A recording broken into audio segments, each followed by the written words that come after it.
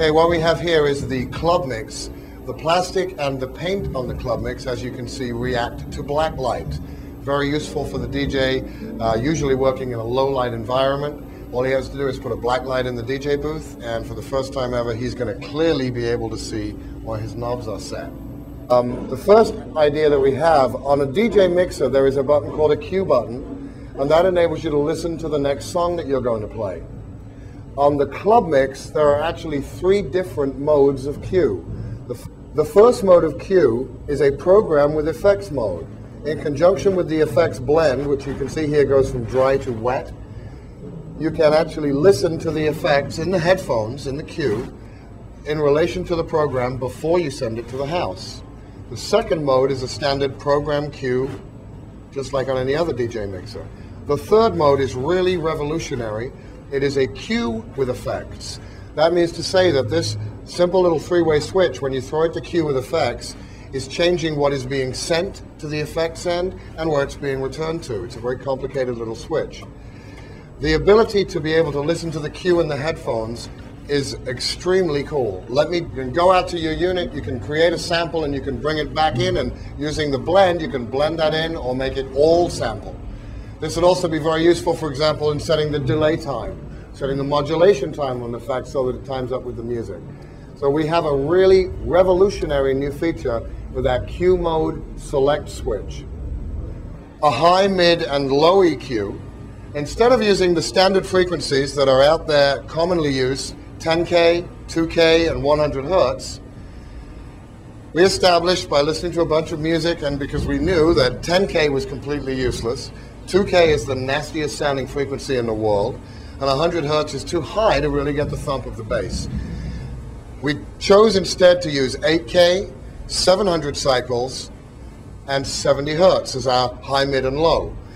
The most that you can really get out of this type of an EQ circuit is 12 dB of boost, and if you cut it, or basically short that part out, you can get 24 dB of cut.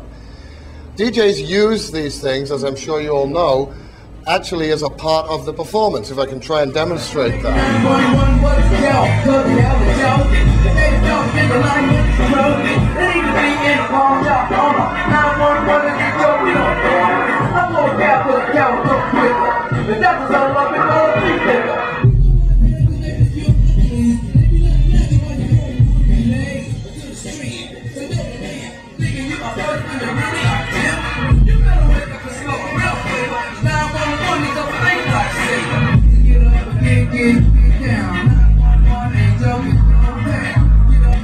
Now, I don't know how well it came over on the recording, but we have actually, and you notice that I threw this knob, the secret fat knob at the bottom here.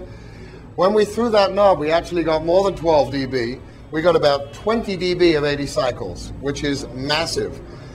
The way that we made this knob work is it is actually pushing 90 Hertz at about 12 dB, while simultaneously it's pushing a 90 Hertz bump while simultaneously pulling out from 100 to 300 or 100 to 400, and then giving us a nice little bump at 12K, 10 to 12K.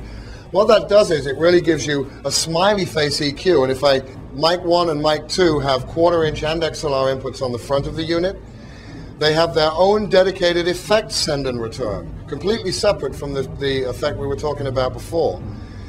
There is a record out and an MP3 in right on the faceplate of the unit for quick access in and out of the unit. Very often at a wedding, the videographer is going to want to feed. He's going to have a mini stereo jack on his camera. That's the connection that he needs. If you wanted to use a laptop to put play MP3s, that has a mini stereo jack also, and here is a quick way into the unit that can be selected with this knob right here. We also gave a 12-volt BNC connector and an A-B compare, which compares the A and the B side of the crossfader, and I'll give you a quick demo of that. That's the normal mode of the LEDs. They have an 800 millisecond peak hold. If I push this A-B compare button, what we now have is what is on the A side and the B side of the crossfader, and we can very quickly see the levels are matching.